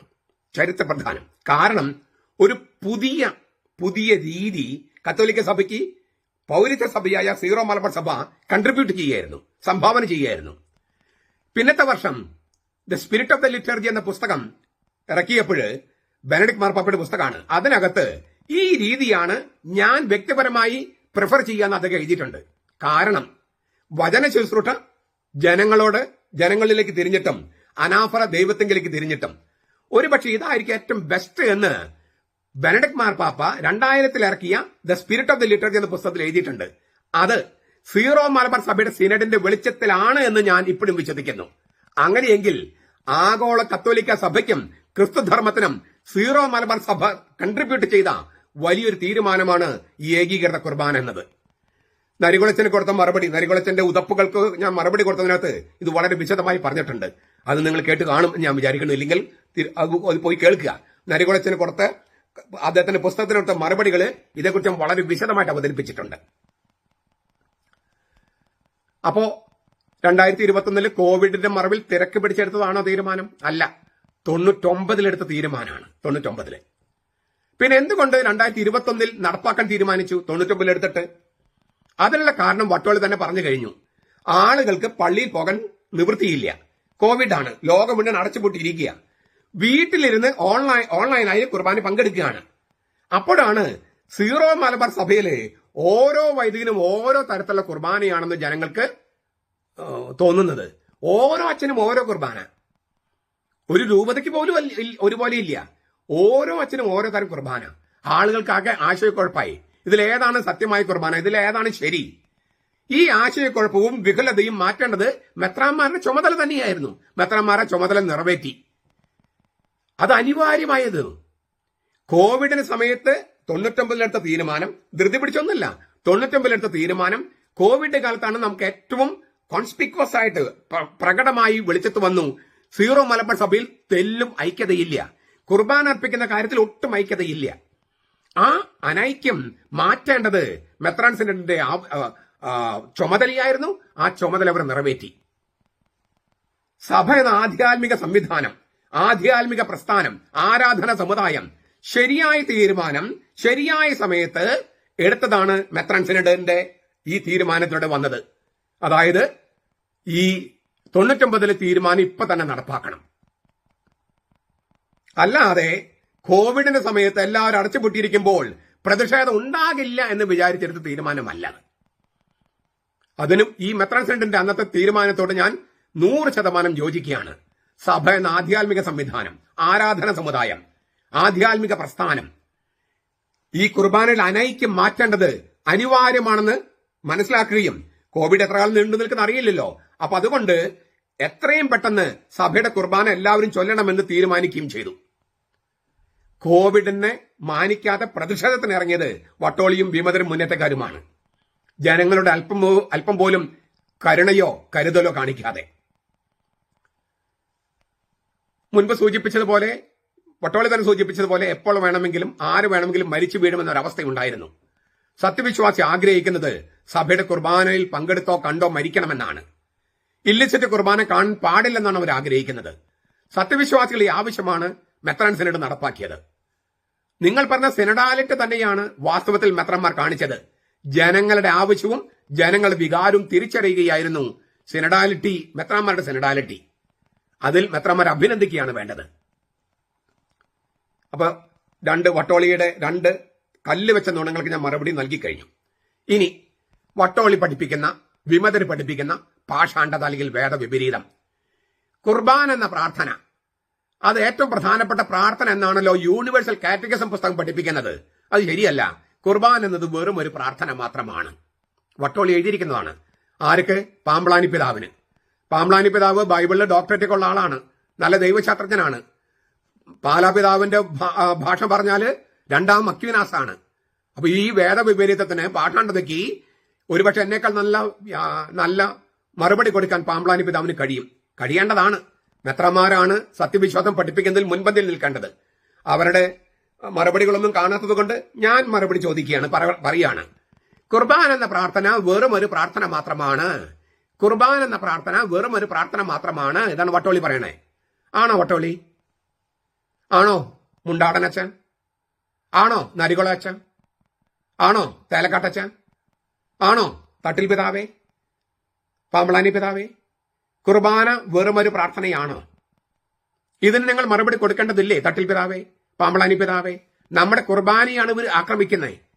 കുർബാനയേക്കാൾ പ്രധാനപ്പെട്ട എന്തെങ്കിലും സംഗതി നിങ്ങളെ ഏൽപ്പിച്ചിട്ടുണ്ടോ കർത്താവ്? തട്ടിൽ പിതാവിനോടും പാമ്പളാനി പിതാവിനോടുമാണ് ഞാൻ ചോദിക്കുന്നത്. വെറും ഒരു പ്രാർത്ഥനയാണെങ്കിൽ എന്തിനാണ് പൗരോഹിത്യം? എന്തിനാണ് പുരോഹിതൻ? എന്തിനാണ് പള്ളി? എന്തിനാണ് അപ്പവും വീഞ്ഞും? അല്ല, ഇത് വട്ടോളിയോടോ വിമതരോടോ ചോദിച്ചിട്ട് കാര്യമില്ല. അവർ കത്തോലിക്കരല്ല, പ്രൊട്ടസ്റ്റന്റുകാർ പോലുമല്ല. അവർക്ക് ഇതിനേക്കാളും ബഹുമാനമുണ്ട് കുർബാനയോട്. ഞാൻ പ്രൊട്ടസ്റ്റന്റുകാർക്ക് ധ്യാനം പ്രസംഗിക്കാൻ പോയിട്ടുണ്ട് പല സ്ഥലത്തും. അവരുടെ ഞായറാഴ്ച ശുശ്രൂഷകൾ ഞാൻ കണ്ടിട്ടുണ്ട്, പങ്കെടുത്തിട്ടുണ്ട്. അവർക്ക് കുർബാനയോട് ഇതിനേക്കാളൊക്കെ എത്രയോ വലിയ ബഹുമാനമുണ്ട്. ഈ വട്ടോളിയും വിമത വൈദ്യരും കത്തോലിക്കുകാരല്ല, പ്രൊട്ടസ്റ്റന്റുകാരും അല്ല, പെന്തക്കോസ്തക്കാർ പോലുമല്ല. പെന്തക്കോസ്തക്കാർക്ക് പോലും ഉണ്ട് കുറച്ചൊരു ബഹുമാനം കുർബാനയോട്. ദൈവസഭക്കാർക്കുണ്ട് കുറച്ച് ബഹുമാനം. ഇത് വട്ടോളിയും വിമതരും കത്തോലിക്കരോ പ്രൊട്ടസ്റ്റന്റുകാരോ പെന്തക്കോസ്തക്കാരോ ദൈവസഭക്കാരോ ആരുമല്ല. വിജാതിയുടെ വിശ്വാസം പോലും അവർക്കില്ല.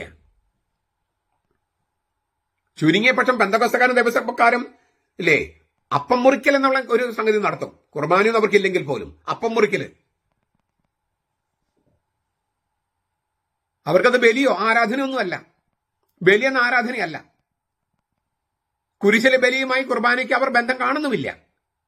വട്ടം കൂടിയിരുന്ന ആഹാരം കഴിക്കാനുള്ള വെറും ഒരു ഊട്ടുപുരയാണ് വട്ടോളിക്കും വിമതർക്കൊക്കെ പള്ളി. വേഷം കെട്ടിയ മാവേലി ക്ഷണിച്ചുകൊണ്ട് വന്ന് ഓണസന്ധ്യ വിളമ്പാനുള്ള ഒരു സ്ഥലമാണ് വട്ടോളിക്കും വിമതർക്കും മുണ്ടാടനും ഒക്കെ പള്ളി എന്ന് പറയണേ. അവർക്ക് ബലിയില്ല, ആരാധനയില്ല. ബലി എന്ന ആരാധനയില്ല. കുരിശിലെ ബലിയുമായി കുർബാനയ്ക്ക് ഒരു ബന്ധം പോലും കാണുന്നില്ല. ഈ പാഷാണ്ഡതയെ സഭയിൽ നിന്ന് പുറത്താക്കേണ്ടതില്ലേ? കത്തോലിക്ക സഭയുടെ സത്യപ്രബോധനത്തെ നഖശികാന്തം എതിർക്കുന്നവരെ എന്തിനാണ് ആ സഭയുടെ ഉള്ളിൽ പിടിച്ചു നിർത്തുന്നത്? അവരുള്ളിൽ പിടിച്ചു നിർത്താൻ എന്തിനാണ് മെത്രാന്മാർ ഇങ്ങനെ അമിതമായി സഹായിക്കുന്നത്? എന്താണ് കുർബാനയെന്നും എന്താണ് ലിറ്റർജി എന്നും കത്തോലിക്ക സഭ പഠിപ്പിക്കുന്ന കാര്യം ഞാൻ തുടർച്ചയായ ക്ലാസ്സുകളിൽ നൽകുന്നുണ്ട്. നിങ്ങൾ എല്ലാ ഞായറാഴ്ചയും ഞാൻ നൽകുന്നുണ്ട്. അതിനാൽ ഇവിടെ ഞാൻ ആവർത്തിക്കുന്നില്ല.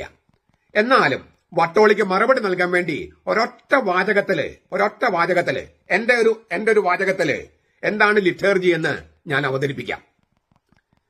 നവീകരിക്കപ്പെട്ട മനുഷ്യവർഗത്തിന്റെ ഏക പുരോഹിതൻ എന്ന നിലയിൽ പുത്രൻ തമ്പുരാൻ ദൈവപിതാവിന് തന്നെ നൽകിയ കുരിശിലെ ബലി എന്ന ഏറ്റവും പരമമായ ആരാധനയിൽ ഇന്ന് നമ്മെ ഉൾച്ചേർത്താനായി വചന ശുശ്രൂഷയിലൂടെയും അനാഫറയിലൂടെയും അപ്പവും വീഞ്ഞും പരിശുദ്ധ റൂഹായുടെ ശക്തിയാൽ തന്റെ ശരീരരത്നങ്ങളായി രൂപാന്തരപ്പെടുത്തിയിട്ട് അതിൽ നമുക്ക് പങ്കാളിത്തം നൽകുന്ന കർത്താവിന്റെ പ്രവൃത്തിയാണ് വിശുദ്ധ കുർബാന. ഇതെന്റെ ഒരു നിർവചനമാണ്. ഞാൻ ഒന്നുകൂടി പറയാം. നവീകരിക്കപ്പെട്ട മനുഷ്യവർഗത്തിന്റെ ഏക പുരോഹിതൻ എന്ന നിലയിൽ പുത്രൻ തമ്പുരാൻ ദൈവപിതാവിന് തന്നെ നൽകിയ കുരിശിലെ ബലി എന്ന ഏറ്റവും പരമമായ ആരാധനയിൽ ഇന്ന് നമ്മെ ഉൾച്ചേർത്താനായി വചന ശുശ്രൂഷയിലൂടെയും അനാഫറയിലൂടെയും അപ്പവും വീഞ്ഞും പരിശുദ്ധ റൂഹായുടെ ശക്തിയാൽ തന്റെ ശരീരരത്നങ്ങളായി രൂപാന്തരപ്പെടുത്തിയിട്ട് അതിൽ നമുക്ക് പങ്കാളിത്തം നൽകുന്ന കർത്താവിന്റെ പ്രവൃത്തിയാണ് വിശുദ്ധ കുർബാന. നല്ലൊരു നിർവചനമല്ലേ? ഞാൻ ചെയ്തതുകൊണ്ട്, ഞാൻ ഉണ്ടാക്കിയതുകൊണ്ട് പറയല്ല. നല്ലതായിട്ട് തോന്നുന്നില്ലേ? ഇത് വെറും ഒരു പ്രാർത്ഥനയാണെന്ന് പറയാൻ നാണമല്ലേ വട്ടോളി? നിങ്ങൾ രാജിവെക്കേണ്ടത് എവിടെ നിന്നാണ് രാജിവെച്ചത് എനിക്ക് അറിഞ്ഞുകൂടാ. പൗരോഹിത്യത്തിൽ നിന്ന് മാത്രമല്ല, കത്തോലിക്ക സഭയിൽ നിന്നുമാണ്, ക്രിസ്തു ധർമ്മത്തിൽ നിന്നുമാണ്. നിങ്ങളെ പെന്തക്കോസ്തക്കാരും ദൈവസഭക്കാരും പോലും കൊണ്ടുപോകുമെന്ന് ഞാൻ വിചാരിക്കുന്നില്ല. ഇല്ലേ, തലകുത്തിയൊന്നും കുർബാന ചൊല്ലാമെന്ന് പറഞ്ഞ ആളാണ് നിങ്ങൾ. മുണ്ടാടനച്ചോ, നിങ്ങൾക്ക് ലജ്ജ തോന്നുന്നില്ലേ ഇതൊക്കെ കേട്ടിട്ട്? ഈ വട്ടോളിയുടെ കുർബാന വെറും ഒരു പ്രാർത്ഥനയാണെന്നുള്ള വട്ടോളിയുടെ നിർവചനത്തോട് മുണ്ടാടനച്ചൻ ചേരുന്നോ, യോജിക്കുന്നോ? നരികുളച്ചോ, ഇതിന് മറുപടി കൊടുക്കണ്ടേ? വട്ടോളി നിനക്ക് തെറ്റിപ്പോയി എന്ന് പറയണ്ടേ? അങ്ങ് സെമിനാർ റക്ടർ ആയിരുന്നു, ബസിലിക്ക വികാരിയായിരുന്നു, ലിറ്റർജിയിൽ 40 വർഷം ലിറ്റർജിയുടെ കമ്മീഷണർ വർക്ക് ചെയ്തതാണ്. എന്നിട്ട് ഈ വട്ടോളി പറഞ്ഞ പാഠാന്തത്തേക്ക് മറുപടി കൊടുക്കണ്ടേ? ഉതപ്പും ഇടർച്ചയുമായിട്ട് പുസ്തകമൊക്കെ എഴുതിയ ആള് ഇതിലും മറുപടി കൊടുക്കേണ്ടതില്ലേ? നരികുളച്ചനോടാണ് ഞാൻ ചോദിക്കുന്നത്. തേലക്കാട്ടച്ചനോടും എനിക്കൊരു ചോദ്യമുണ്ട്. അങ്ങൊരിക്കൽ പറഞ്ഞിട്ടുണ്ട്, പൂജയില്ലാത്ത പൂജാരിയെ പൂജിക്കരുത്, അയാൾ നിങ്ങളെ പൂജ്യമാക്കിയിടും. പൂജയില്ലാത്ത പൂജാരിയെ പൂജിക്കരുത്, അയാൾ നിങ്ങളെ 0 പൂജ്യമാക്കിയിടും. ഇതിന് മറുപടി പറയൂ. ഇത് വെറും ഒരു പ്രാർത്ഥനയാണ് എന്ന് പറഞ്ഞ വട്ടോളിക്ക് മറുപടി കൊടുക്കൂ. കുർബാന കുരിശന്റെ വഴി പോലെയുള്ള ഒരു പ്രാർത്ഥനയാണ്, നൊവേന പോലെയുള്ള ഒരു പ്രാർത്ഥനയാണ്, ജപമാല പോലുള്ള ഒരു പ്രാർത്ഥനയാണ്, കുടുംബ പ്രാർത്ഥന പോലുള്ള ഒരു പ്രാർത്ഥനയാണ്, കരുണക്കൊന്ത പോലുള്ള ഒരു പ്രാർത്ഥനയാണ്. അല്ല, ഞാൻ ആരോടെ പറയണേ? വട്ടോളിക്കും വിമതർക്കും മുന്നേറ്റക്കാർക്കും ഇത് വെറും ഒരു പ്രാർത്ഥനയാണ്. അതുകൊണ്ടാണ് മൂത്തപ്പരുടെ മുമ്പിലും തെരുവിലും തലകുത്തി നിന്നും ഉച്ചയുറക്കത്തിന്റെ സമയത്തും കർത്താവിനെ അവഹേളിച്ചുകൊണ്ട് കുർബാന അർപ്പിക്കുന്നത്. കുരിശിലെ ബലി എന്ന പരമമായ ആരാധനയെ അവർ കുണ്ടിക്കുർബാനയെന്നും പൃഷ്ഠകുർബാനയെന്നും ഭിത്തിക്കുർബാനയെന്നും പരിഹസിക്കുന്നത്. ദൈവനിന്ദയുടെ ആഴത്തിലേക്ക് പോയി പിശാചിന് സേവ ചെയ്യുന്നത്. വട്ടോളിക്ക് പിന്തുണ അറിയിച്ച് വയലിക്കോടത്തെ അച്ഛൻ നൽകിയ മറുപടിയിൽ ഇങ്ങനെ എഴുതിയിരിക്കുന്നു: 29/6/2025 മേജർ ആർച്ച് ബിഷപ്പും അദ്ദേഹത്തിന്റെ വികാരിയും സംയുക്തമായി പുറപ്പെടുവിച്ച സർക്കുലറിൽ 50 ഞായറാഴ്ചകളിലും കടമുള്ള ദിവസങ്ങളിലും ഒരെണ്ണമെങ്കിലും അർപ്പിക്കുകയാണെങ്കിൽ നിലവിലെ രീതിയായ ജനാഭിമുഖം സാധുവായി തുടരാവുന്നതാണെന്ന് പറയുന്നു. ഇങ്ങനെ പറയുന്നത് ഒരു കൗശലം മാത്രമാണ്. പറഞ്ഞില്ലെങ്കിലും സാധുവായി തന്നെയാണ് നമ്മുടെ പള്ളികളിൽ ജനാഭിമുഖം അർപ്പിച്ചു പോരുന്നത്. അടുത്ത കല്ലുവെച്ച നുണ. പക്ഷേ അദ്ദേഹം പറഞ്ഞൊരു വാക്കിനോട് ഞാൻ യോജിക്കുന്നുണ്ട്. ഇതൊരു കൗശലമാണ്, പാമ്പ്ളാനി പിതാവിന്റെ കൗശലമാണ്. 29/6/2025 മേജർ ആർച്ച് ബിഷപ്പും അദ്ദേഹത്തിന്റെ വികാരി പാമ്പ്ളാനി പിതാവും സംയുക്തമായി പുറപ്പെടുവിച്ച സർക്കുലർ ഒരു കൗശലമാണ്. അത്രയും വയലിക്കോടത്ത് അച്ഛനോട് ഞങ്ങൾ യോജിക്കുന്നു. പക്ഷെ രണ്ടാമത്തെ ഭാഗം അത് കല്ലുവെച്ച നുണയാണ് വയലിക്കോടത്ത് പറയുന്നത്. 50 ഞായറാഴ്ചയിലും കടമുള്ള ദിവസത്തിൽ ഒരെണ്ണെങ്കിലും അർപ്പിക്കുകയാണെങ്കിൽ നിലവിലെ രീതി ജനാഭിമുഖം സാധുവായി തുടരാവുന്നതാണെന്ന് പറയുന്നു. പറഞ്ഞില്ലെങ്കിലും സാധുവായി തന്നെയാണ് നമ്മുടെ പള്ളിയിൽ ജനാഭിമുഖം അർപ്പിച്ചു പോരുന്നത്.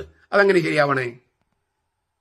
അങ്ങ് തന്നെ പറയണു കർമ്മരൂപവും കർമ്മസാധനവും ഉണ്ടെന്ന്. രണ്ടും ശരിയാണെങ്കിലേ കുർബാന നിയമാനുസൃതവും സാധുവുമാകുമെന്ന്.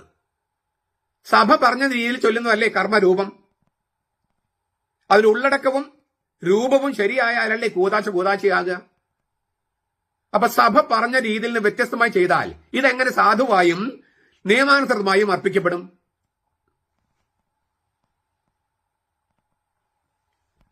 തട്ടിൽ പിതാവും പാമ്പ്ളാനി പിതാവും നിങ്ങളും കൂടി ചേർന്ന് തട്ടിക്കൂട്ടി ഉണ്ടാക്കിയ ഒരു കൗശലം തന്നെയാണ് ഈ സമവായ മാർഗരേഖ. ആ കൗശലം ആ കൗശലം റദ്ദ് ചെയ്യണമെന്ന് തന്നെയാണ് ഞങ്ങൾ എല്ലാവരും ആവശ്യപ്പെടുന്നത്. സഭയുടെ സ്വത്താണ് കൂതാശകള്. അതെങ്ങനെ പരികർമ്മം ചെയ്യണമെന്ന് ലിറ്റർജിയുടെ അധ്യക്ഷന്മാരായ മെത്രാന്മാർ ഒരുമിച്ച് കൂടി തീരുമാനമെടുത്ത് മാർപ്പാപ്പ അംഗീകരിക്കണം. അപ്പോഴേ അത് സാധുവും നിയമാനുസൃതവും ആകൂ. ജനാഭിമുഖ കുർബാന അങ്ങനെയുള്ളതല്ല. സമവായ മാർഗരേഖയിൽ ഉച്ചയിറക്ക കുർബാനയും നിർദ്ദേശിച്ചിരിക്കുന്ന ഉച്ചയിറക്ക കുർബാനയും അങ്ങനെയുള്ളതല്ല. അത് രണ്ടും കൗശലമാണ്. കൗശലമാകട്ടെ ആദ്യ സർപ്പമായ പാമ്പിന്റെ രീതിയാണ്. ഉൽപ്പത്തി 3:1. വട്ടോളി വിമതരെ, നിങ്ങൾ ആദ്യ സർപ്പത്തിൽ നിന്ന് പിന്തിരിഞ്ഞ് ഈശോ മിശിഹായിക്ക് വരിക. വയലിക്കോടത്തിനോടും വട്ടോളിയോടും വിമതരോടും പറയാനുള്ളത് ഇതാണ്. മുന്നേറ്റക്കാരോടും, നിങ്ങൾ ആദ്യ സർപ്പത്തിന്റെ കൗശലത്തിൽ നിന്നും വഞ്ചനയിൽ നിന്നും ചതിയിൽ നിന്നും പിന്തിരിഞ്ഞ് മാനസാന്തരപ്പെട്ട് ഈശോ മിശിഹായിക്ക് തിരിയുക. ഈ വട്ടോലി, വയലിക്കോടത്ത്, വിമതര് ഇങ്ങനെയുള്ളവരെ തിരുത്താൻ ചങ്കുറപ്പില്ലാത്ത നേതൃത്വമാണ് സീറോ മലബാർ സഭയുടെ പ്രശ്നമെന്ന് എല്ലാവർക്കും അറിയാം. സീറോ മലബാർ സഭയുടെ പ്രശ്നം ഈ ചങ്കുറപ്പില്ലാത്ത നേതൃത്വമാണ്. പക്ഷെ ഇപ്പോ ഞാൻ അതിലൊരു തിരുത്ത് പറയാണ്. അങ്ങനെ ഞാനും കരുതിയിരുന്നേ. ഇപ്പോ എനിക്ക് ചെറിയൊരു തിരുത്തുണ്ട്. ഈ വട്ടോളിയുടെയും വയലിക്കോടത്തിന്റെയും വിമതരുടെയും ചിന്ത തന്നെയാണ് നേതൃത്വത്തിലുള്ള പലർക്കും ഉള്ളത്, പല മെത്രാമാർക്കുമുള്ളത്. പിന്നെ എങ്ങനെയാണ് അവര് വട്ടോളിയെ തിരുത്തുക, വയലിക്കോടത്തിനെ തിരുത്തുക, വിമതരെ തിരുത്തുക? നിങ്ങൾക്ക് ഞാൻ പറഞ്ഞ കാര്യം മനസ്സിലായ? ഞാൻ വിചാരിച്ചിരുന്നത് വട്ടോളിയെ പോലുള്ള, വയലിക്കോടത്തിനെ പോലുള്ള, വിമതരെ പോലുള്ള തിരുത്താൻ മെത്രാമാർക്ക് ചങ്കുറപ്പില്ല എന്നാണ് ഞാൻ വിചാരിച്ചിരുന്നത്. നമ്മളിൽ പലരും അങ്ങനെ വിചാരിക്കുന്നത്. ഈ അടുത്ത കാലത്ത് വരെ ഞാൻ അങ്ങനെ വിചാരിച്ചിരുന്നേ. ഇപ്പൊ ഞാൻ അങ്ങനെയല്ല വിചാരിക്കുന്നത്. ഇപ്പോൾ വട്ടോളി പറയുന്നത് പോലെയും വിമതര് പറയുന്നത് പോലെയും വയലിക്കുറത്ത് പറയുന്നത് പോലെയുമാണ് ചില മെത്രന്മാർ ചിന്തിക്കുന്നത്. അവർക്ക് എന്താണ് വേദവിപരീതം, എന്താണ് പാഷാണ്ഡത, എന്താണ് സത്യപ്രബോധനം, എന്താണ് സത്യവിശ്വാസം, എന്താണ് സഭയുടെ പ്രബോധനം എന്നൊന്നും അറിയില്ല. മെത്രാന്മാരെ, നിങ്ങൾ കുറച്ച് ഈ വെഞ്ചിരിപ്പുകളും ഉദ്ഘാടനങ്ങളും കുറച്ചിട്ട് കുറച്ചു നേരം ബൈബിളും കുറച്ചു നേരം ഈ കത്തോലിക്ക സഭയുടെ മതബോധനവും വായിച്ച് പഠിക്കാനും മറ്റുള്ളവരെ പഠിപ്പിക്കാനും സമയം കണ്ടെത്തണം. മെത്രാന്റെ പ്രധാനപ്പെട്ട ചുമതല സത്യവിശ്വാസം പഠിപ്പിക്കലാണ്, സുവിശേഷം പഠിപ്പിക്കലാണ്. അത് നിങ്ങളുടെ തോന്നിയ പോലുള്ള വ്യാഖ്യാനമല്ല, സഭയുടെ വ്യാഖ്യാനത്തിൽ ചേർന്ന് പോകുന്നത്. അപ്പൊ അതുകൊണ്ട് ഈ അമിതമായ തിരക്കുകൾ വന്നിട്ട് നമ്മുടെ ആധ്യാത്മികത നഷ്ടപ്പെടുന്ന, പ്രാർത്ഥന ചെയ്ത് നഷ്ടപ്പെടുന്ന ഒരവസ്ഥ ഉണ്ടാകരുത്. കുറച്ച് സമയം ബൈബിൾ പഠിക്കാനും, ബൈബിൾ വായിക്കാൻ മാത്രമല്ല കുറച്ചു നേരം പഠിക്കാനും, അതിനനുസരിച്ച് കത്തോലിക്ക സഭയുടെ മതബോധനം പഠിക്കാനും, ലിറ്ററേച്ചർ എന്തെന്ന് പഠിക്കാനും, അത് മറ്റുള്ളവരെ പഠിപ്പിക്കാനും മെത്രാന്മാർ സമയം കണ്ടെത്തണം. ഇല്ലെങ്കിൽ വട്ടോളിയെ പോലുള്ള വേദവിപരീതം പഠിപ്പിക്കുന്നവർ തിരുത്താൻ കഴിയാതെ വരും. വയലിക്കോടത്തിനെ പോലുള്ള ഈ പാഷാണ്ഡത പഠിപ്പിക്കുന്നവർ തിരുത്താൻ പറ്റാതെ വരും. വിമതരെ നിങ്ങൾക്ക് നിയന്ത്രിക്കാൻ പറ്റാത്തതിന് കാരണം ലിറ്ററേച്ചർ എന്തെന്ന് നിങ്ങൾക്ക് അറിയാത്തത് കൊണ്ടാണ്. നിങ്ങൾ അവർ പറയുന്നത് ശരിയാണെന്ന് വിചാരിക്കുന്നത് കൊണ്ടാണ്. അപ്പോൾ നിങ്ങൾക്ക് എങ്ങനെയാണ് ചങ്കുറപ്പുണ്ടാവുക? ചങ്കുറപ്പുണ്ടാകാൻ ഒറ്റ കാര്യമേ വേണ്ടൂ, സുവിശേഷ സത്യത്തിന്റെ കൂടെ നിൽക്കുക. ധൈര്യം കിട്ടാനേ ഏത് വേദവിപരീതത്തിനെതിരെയും ഏത് പാഷാണ്ഡനും തിരുത്താൻ നിങ്ങൾക്ക് ചങ്കുറപ്പ്, നട്ടലെന്ന് പറഞ്ഞാൽ ഈ എല്ലല്ലോ, ചങ്കുറപ്പ് എന്ന് പറഞ്ഞ ഈ എല്ലല്ലോ, നെഞ്ചുറപ്പെന്ന് പറഞ്ഞ എന്താണ്? സുവിശേഷ സത്യത്തിന്റെ കൂടെ നിൽക്കുമ്പോൾ നിങ്ങൾക്ക് ദൈവം തരുന്ന ആത്മധൈര്യം, പരിശുദ്ധാത്മ തരുന്ന ആത്മധൈര്യമാണ് ചങ്കുറപ്പ്, നെഞ്ചുറപ്പ്. സുവിശേഷ സത്യത്തിന്റെ കൂടെ, കത്തോലിക്ക സഭയുടെ സത്യത്തിന്റെ കൂടെ നിൽക്കുമ്പോൾ, ആ സത്യത്തിന് വേണ്ടി നിൽക്കുമ്പോൾ നിങ്ങൾക്ക് പരിശുദ്ധാത്മാവ് നൽകുന്ന ആത്മധൈര്യമാണ് ചങ്കുറപ്പ്, നെഞ്ചുറപ്പ്. അപ്പോൾ വട്ടോളിയല്ല, വയലിക്കോടത്തല്ല, ഏത് വിമതൻ വന്നാലും ഏത് മുന്നേറ്റക്കാരൻ വന്നാലും അവരെ തടഞ്ഞു നിർത്താനായിട്ടും അവരെ തിരുത്താനായിട്ടും പരിശുദ്ധാത്മാവ് നിങ്ങൾക്ക് ശക്തി തരും. അങ്ങനെ തരട്ടെ എന്ന് ഞങ്ങൾ പ്രാർത്ഥിക്കുന്നു. നമ്മുടെ കർത്താവ് യേശു മിശിഹായുടെ കൃപയും പിതാവായ ദൈവത്തിന്റെ സ്നേഹവും പരിശുദ്ധാത്മാവിന്റെ സഹവാസവും നാം എല്ലാവരോടും കൂടി ഉണ്ടായിരിക്കട്ടെ, ഇപ്പോഴും എപ്പോഴും എന്നേക്കും. ആമേൻ.